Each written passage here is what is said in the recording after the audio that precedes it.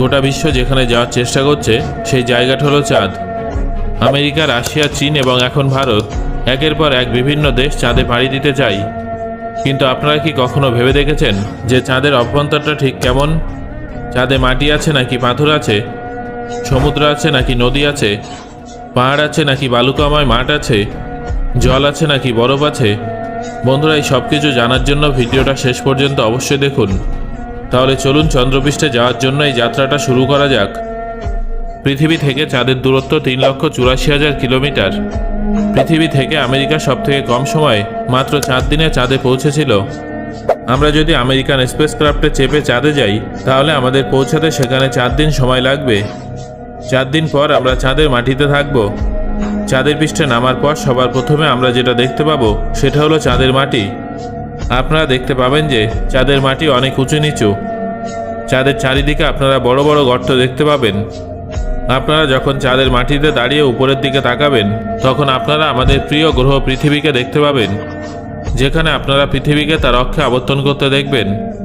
কিন্তু আকাশ থেকে পৃথিবীকে স্থির বলে মনে হবে, অর্থাৎ চাঁদে দাঁড়িয়ে আমরা যদি কয়েক বছর ধরে পৃথিবীর দিকে তাকিয়ে থাকি তাহলে আমাদের মনে হবে যেন পৃথিবী তার জায়গায় স্থির আছে।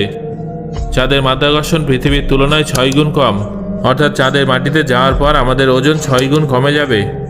পৃথিবীতে যদি আপনার ওজন 60 কেজি হয়ে থাকে তাহলে চাঁদের পৃষ্ঠে আপনার ওজন হবে মাত্র 10 কেজি, অর্থাৎ চাঁদের মাটিতে নামার পর আপনার নিজেকে অনেক হালকা বলে মনে হবে। আপনি খুব সহজে এদিক থেকে ওদিকে লাফাতে পারবেন। ঠিক এই কারণে নীল আর্মস্ট্রং যখন চাঁদের মাটিতে হাঁটছিলেন সেই সময় তিনি লাফিয়ে লাফিয়ে হাঁটছিলেন। চাঁদে পৃথিবীর মতো স্বাভাবিকভাবে হাঁটাচলা করা সম্ভব নয়। নীল আর্মস্ট্রং এবং তার সঙ্গীদের পায়ের ছাপ আজও চাঁদের মাটিতে উপস্থিত আছে। চাঁদে বাতাসের অনুপস্থিতির কারণে আজও এই চিহ্নগুলো নিশ্চিহ্ন হয়ে যায়নি। তারপর কিছু দূর এগোনোর পর আপনারা যখন চাঁদের এদিক ওদিক তাকাবেন তখন আপনারা প্রচুর আবর্জনা, ব্যাগ, পেপার, খারাপ স্যাটেলাইট এবং মহাকাশযান দেখতে পাবেন। এই সমস্ত আবর্জনা আমরাই সেখানে ছড়িয়েছি। এই আবর্জনার পরিমাণ এতটাই বেশি হবে যে খুব সহজেই 5টা ট্রাক ভরে যাবে।